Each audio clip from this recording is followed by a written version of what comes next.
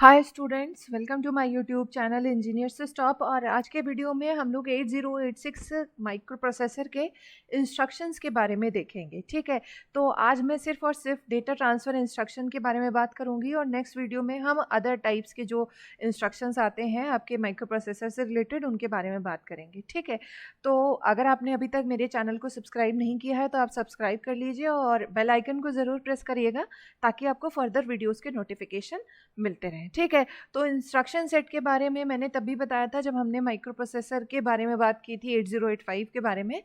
तो एक बार देख लेते हैं कि कोई भी जो माइक्रो प्रोसेसर है, चाहे वो 8085 है 8086, सबके पास अपने कुछ सेट ऑफ इंस्ट्रक्शन होते हैं जिन्हें वो प्रोसेस कर सकता है, आप कह लीजिए जिन्हें वो सपोर्ट करता है।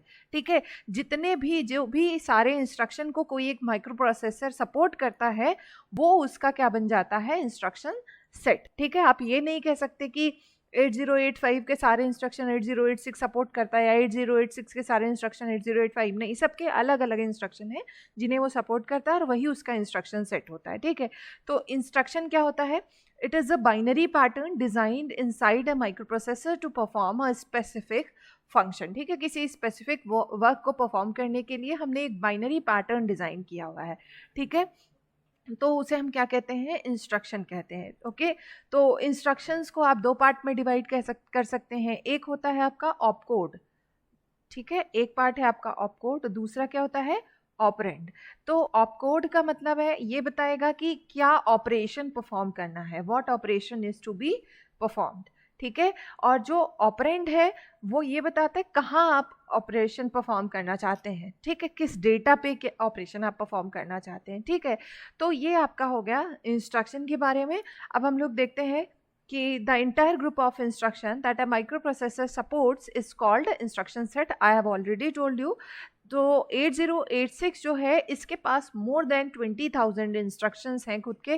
तो हम सारे के सारे इंस्ट्रक्शंस को तो नहीं कवर कर सकते, पर जो मोस्ट यूज्ड इंस्ट्रक्शन है या जो मोस्ट कॉमन इंस्ट्रक्शंस हैं हम उनके बारे में बात करेंगे। तो चलिए एक बार क्लासिफिकेशन देख लेते हैं कि आपके पास जो इंस्ट्रक्शंस अवेलेबल हैं 8086 के, उनको आप कितने डिफरेंट कैटेगरी में डिवाइड करते हैं according to the work performed by the instruction. ठीक है, तो आपके पास कौन कौन से इंस्ट्रक्शन है? डेटा ट्रांसफर इंस्ट्रक्शन है, अर्थमेटिक इंस्ट्रक्शन है, बिट मैनिपुलेशन इंस्ट्रक्शन है, प्रोग्राम एग्जीक्यूशन ट्रांसफर इंस्ट्रक्शन है, स्ट्रिंग इंस्ट्रक्शंस हैं एंड प्रोसेसर कंट्रोल इंस्ट्रक्शन है। तो ये आपके 6 डिफरेंट टाइप के इंस्ट्रक्शन हैं। ठीक है, अब चलिए हम लोग डेटा ट्रांसफर इंस्ट्रक्शन के ही बारे में बात करेंगे। तो डेटा ट्रांसफर मतलब आपको source to destination data share करने के लिए आप डेटा ट्रांसफर इंस्ट्रक्शन को यूज करते हैं। ठीक है, and the operand can be a constant memory location, register और IO port address, and these instruction are use to transfer data from source to destination. अब आपका सोर्स और डेस्टिनेशन क्या होगा वो इंस्ट्रक्शन के साथ वन बाय वन डिस्कस कर लेंगे। फाइन, तो चलिए सबसे पहला इंस्ट्रक्शन और सबसे बेसिक इंस्ट्रक्शन जो होता है डेटा ट्रांसफर का वो होता है आपका मूव। MOVE नहीं लिखते, MOV लिखते हैं। ठीक है, और यहाँ पे आपके पास डेस्टिनेशन है एंड सोर्स है। तो आपका ये जो हम इंस्ट्रक्शन लिखते हैं इनमें सोर्स और डेस्टिनेशन का ये डायरेक्शन होता है। ठीक है, तो आपका जो डेस्टिनेशन होता है वो इंस्ट्रक्शन के बगल में लिखा जाता है, कॉमा लगा के सोर्स को हम आगे लिखते हैं। ठीक है, तो सोर्स आपका क्या क्या हो सकता है, इन पॉइंट पे ध्यान रखिएगा। इससे रिलेटेड एमसीक्यूज बन सकते हैं कि आपके पास किसी भी इंस्ट्रक्शन में या डेटा ट्रांसफर इंस्ट्रक्शन में सोर्स के लिए क्या क्या चीज़ें हो सकती हैं, डेस्टिनेशन के लिए क्या हो सकता है और क्या नहीं कर सकते, ये भी बहुत इंपॉर्टेंट है। ठीक है, तो जो आपका सोर्स है, सोर्स रजिस्टर हो सकता है, मतलब आप रजिस्टर से डेटा उठा सकते हैं, मेमोरी लोकेशन हो सकता है, या इमीडिएट ऑपरेंड। इमीडिएट ऑपरेंड मतलब डायरेक्टली आपको ऑपरेंड दे दिया जाएगा जिसे आपको ट्रांसफर करना है। ठीक है, तो सोर्स आपका रजिस्टर, मेमोरी लोकेशन और इमीडिएट डेटा ये हो सकता है। लेकिन जो आपका डेस्टिनेशन है, डेस्टिनेशन आपका रजिस्टर होगा और मेमोरी ऑपरेंड होगा। अब इमीडिएट डेटा नहीं, डेटा में डेटा नहीं ट्रांसफर होता है ना, और ऑब्वियस सी बात है। तो आपका जो डेस्टिनेशन है वो रजिस्टर है और मेमोरी ऑपरेंड है। ठीक है, तो और ये वाला पॉइंट बहुत इंपॉर्टेंट है, आप इसको ध्यान रखिएगा। आपको 3-4 इंस्ट्रक्शन दे दिए जाएंगे और उसके बाद आपसे पूछा जाएगा which one is not a valid data transfer instruction और not a valid move instruction. इस तरह से बन सकता है क्वेश्चन।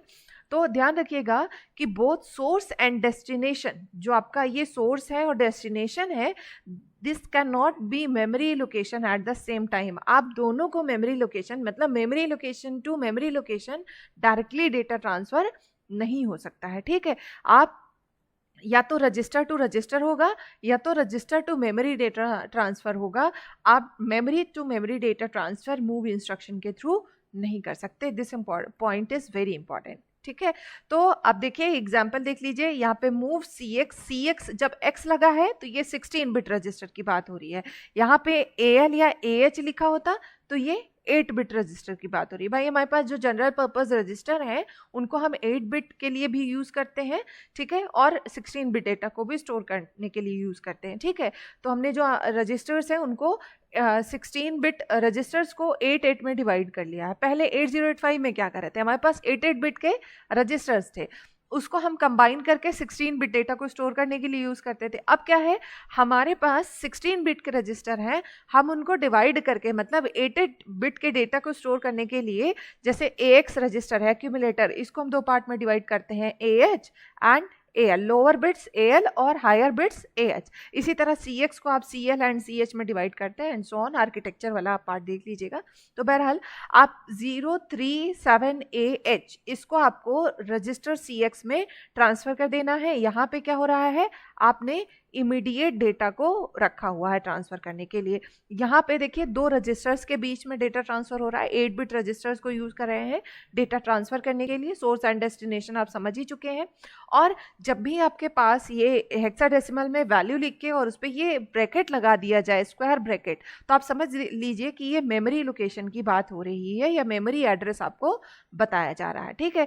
तो आपसे कहा जा रहा है कि ये वाला जो मेमोरी लोकेशन है इसके डेटा को आपको BX रजिस्टर में उठा के रख देना है। तो आपके पास ये तीनों वेराइटीज हो गई कि मूव किस किस तरह से आप लिख सकते हैं, register and immediate data, register to register and register और जो आपका मेमोरी लोकेशन है, ये तीनों कॉम्बिनेशन आपके सामने है, ठीक है।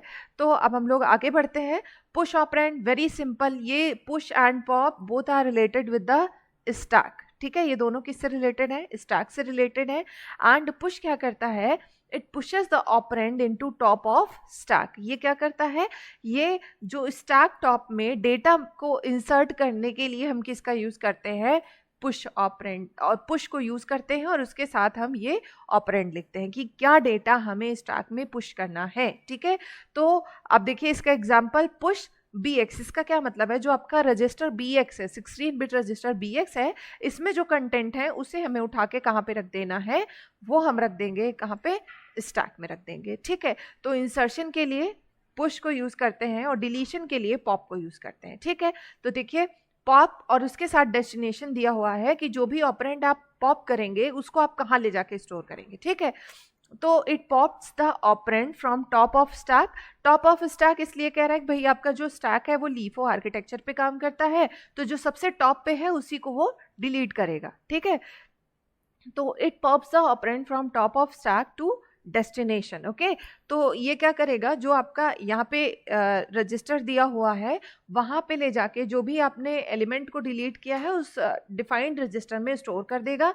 और जो आपका डेस्टिनेशन है that can be general purpose register, segment register और मेमोरी लोकेशन। और जब आप सेगमेंट रजिस्टर की बात करेंगे तो that can not B code segment. आप कोड सेगमेंट का रेफरेंस यहाँ पे बिल्कुल भी नहीं देंगे।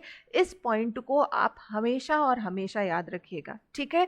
तो आप जब आप जो पॉप इंस्ट्रक्शन है इसके साथ डेस्टिनेशन में आप कोड सेगमेंट को नहीं दे सकते। आप मेमोरी लोकेशन दे सकते हैं, जनरल पर्पस रजिस्टर दे सकते हैं और सेगमेंट रजिस्टर एक्सेप्ट CS। और एग्जांपल आपके सामने है पॉप AX, जो भी कंटेंट पॉप होगा आप उसको रजिस्टर A में एक्यूमुलेटर में ले जाके स्टोर कर देंगे, ठीक है।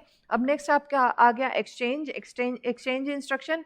तो डेटा को एक्सचेंज करने के लिए जो सोर्स और डेस्टिनेशन में जो डेटा है उनको हम आपस में एक्सचेंज कर देंगे, ठीक है। तो this instruction exchanges source with the destination.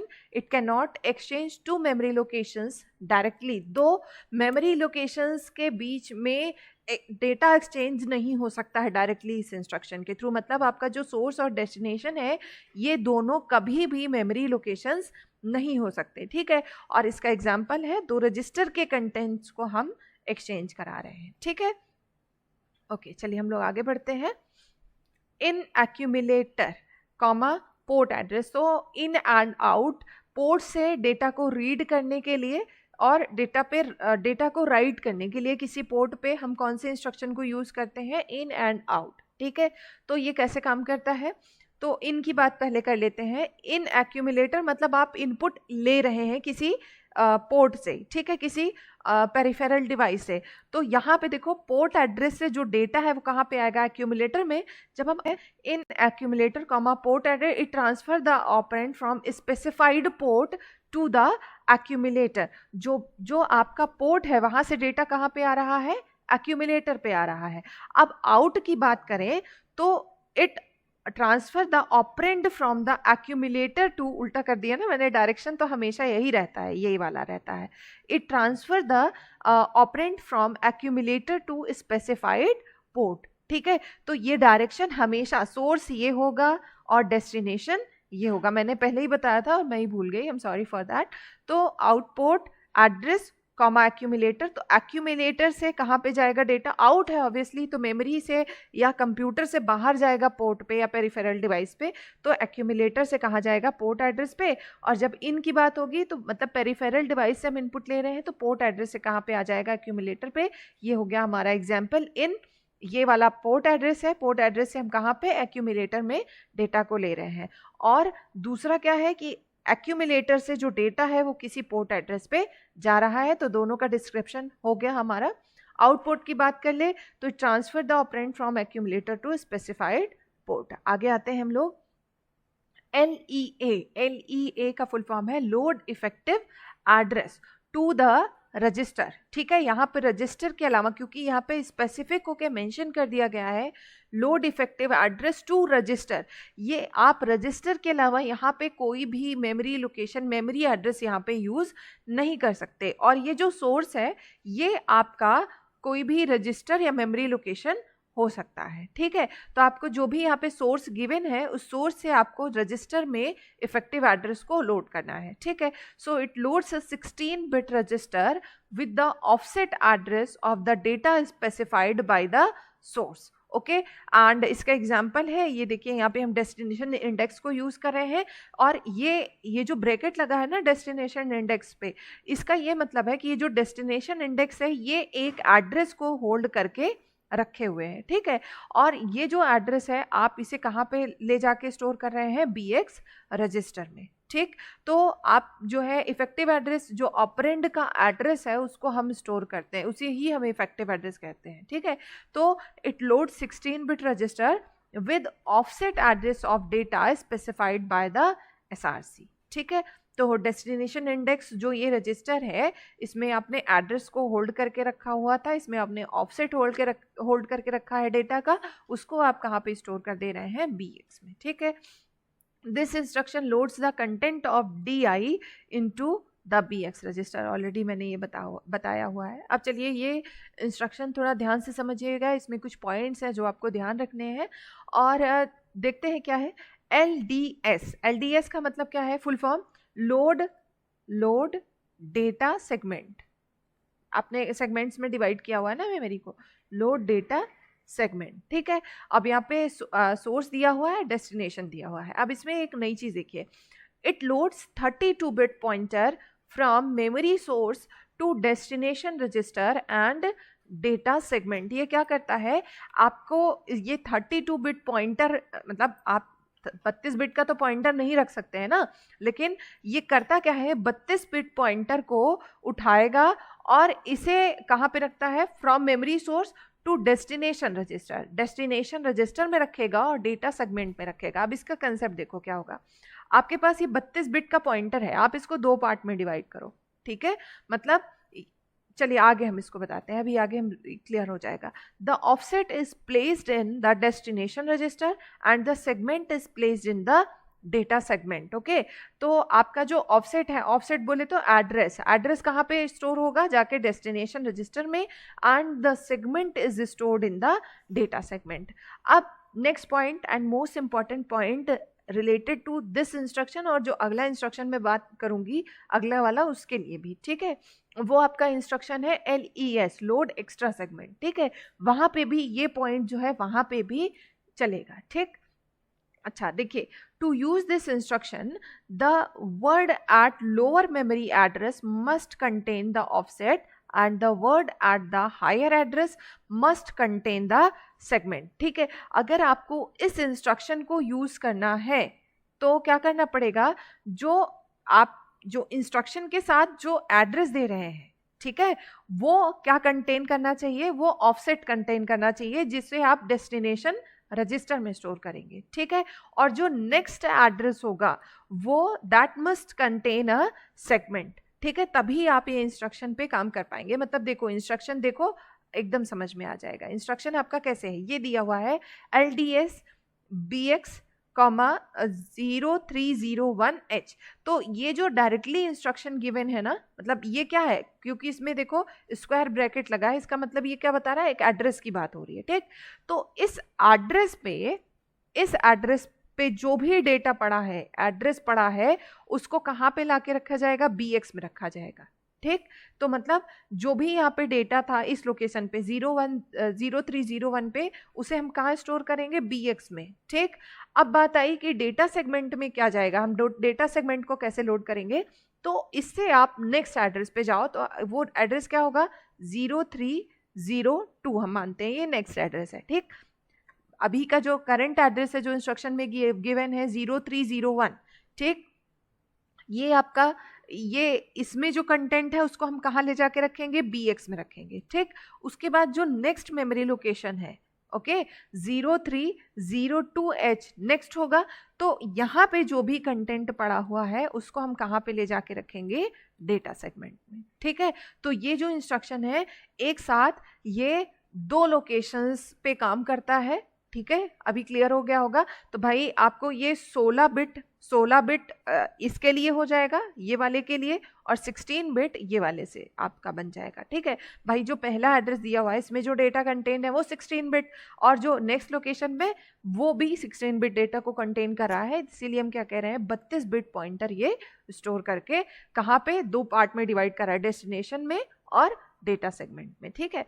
तो इसी तरह आपका जो अगला वाला है, load extra segment destination comma source, ठीक है। लोड एक्स्ट्रा सेगमेंट, आपके पास 4 सेगमेंट होते हैं ना, code segment, data segment, stack and extra segment. आप अपना जो 1 MB का स्पेस है मेमोरी का, उसको आप 4 सेगमेंट्स में डिवाइड करते हैं। सबका अपना अपना रोल्स और रिस्पॉन्सिबिलिटीज़ आपने अलॉट कर दिया है, ठीक है।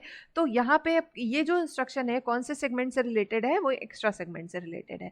तो चलिए देख लेते हैं। LES destination comma source, it loads 32 bit pointer from memory space to destination register and extra segment. तो एकदम वही लॉजिक है, ये आपको ये एड्रेस गिवन है, ठीक है, और इसके साथ एक रजिस्टर दिया हुआ है। तो ये वाला जो कंटेंट है, ये वाला जो एड्रेस है, इस पे जो भी डेटा पड़ा है उसको हम BX में स्टोर करेंगे एकदम, ठीक। और इसके बाद जो नेक्स्ट लोकेशन है, इसके बाद जो नेक्स्ट हायर लोकेशन है, मतलब 0302H, ठीक है, इसके कंटेंट को हम कहाँ पे लोड कर देंगे, इन द एक्स्ट्रा सेगमेंट, ठीक है। एकदम वही लॉजिक है। इसी तरह वहां पे क्या कर रहे थे, जो एड्रेस दिया होगा उसके कंटेंट को जो रजिस्टर गिवन है, ठीक है, उस रजिस्टर में स्टोर करेंगे, और जो नेक्स्ट हायर एड्रेस है उसके कंटेंट को हम डेटा सेगमेंट में कर रहे थे। यहाँ पे एक्स्ट्रा सेगमेंट की बात हो रही है, ठीक। चलिए, the offset is placed in the destination register and the segment is placed in the extra segment, okay. तो next, this instruction is very similar to LDS except that it initialises ES instead of DS। और इसके लिए भी ये जो अपने previously point देखा था, कौन सा, to use this instruction the word at the lower memory address must contain the offset and the word at the next higher address must contain the segment. इसको आप ध्यान रखिएगा, ठीक है। ये वाला जो पॉइंट है ये LDS और LES दोनों पे एप्लीकेबल है, ठीक है। तो आ जाते हैं हम लोग नेक्स्ट पे। तो ये कुछ हमारे लास्ट इंस्ट्रक्शंस हैं जिनके बारे में हम लोग जान लेते हैं। LAHF, ठीक है, इसका फुल फॉर्म क्या है, देखिए LAHF क्या करता है, it copies the lower byte of flag register to AH, ठीक है, जो lower byte of flag register है, आपका फ्लैग रजिस्टर 16 बिट का है, तो इसके जो लोअर 8 बिट्स हैं उसको ये एक्यूमुलेटर के हायर 8 बिट्स में रखता है, मतलब AH में स्टोर करता है। ठीक है, अब आते हैं SAHF पे। ठीक है, SAHF LAHF का उल्टा काम करेगा। ठीक, it copies the content of AH to lower byte of flag register. Okay, मतलब जो एक्यूमुलेटर AH एक्यूमुलेटर का जो हायर 8 बिट्स है उसके कंटेंट को ये फ्लैग रजिस्टर के लोअर 8 बिट्स में कॉपी करेगा। ठीक है, तो ये हो गया LAHF एंड SAHF, दोनों एक दूसरे के अपोजिट काम करते हैं। ठीक, अब आते हैं हम नेक्स्ट पार्ट पे, पुश F। पुश F कैसे काम करता है? It pushes the flag register to top of stack. ठीक, जो भी आपका फ्लैग रजिस्टर का कंटेंट है उसको कहाँ पे रखेगा? टॉप ऑफ स्टैक में पुट करेगा। और pop F it pops the stack top to flag register, मतलब ये क्या करेगा, जो आप कंटेंट को पॉप कर रहे हैं, ठीक है, उस वो जो वैल्यू रही होगी स्टैक में जिसे आपने पॉप किया, उसको ये उठा के कहाँ पे रख देगा? फ्लैग रजिस्टर में। ठीक है, तो जैसे आप पॉप के साथ यहाँ पे डेस्टिनेशन देते हैं, वैसे डेस्टिनेशन आपका क्या है? यहाँ पे फ्लैग है। ठीक है, फाइन। तो चलिए, हमारे हो गए data transfer instruction. I hope आपको समझ में आया होगा। अगर आपको वीडियो पसंद आया हो तो आप मेरी वीडियो को लाइक करिएगा, चैनल को सब्सक्राइब करिएगा और दोस्तों के साथ ज़रूर शेयर कीजिएगा। नेक्स्ट वीडियो में हम लोग अर्थमेटिक इंस्ट्रक्शंस के बारे में बात करेंगे। Thank you guys, thank you for watching. Like, share and subscribe my channel. Bye bye, take care.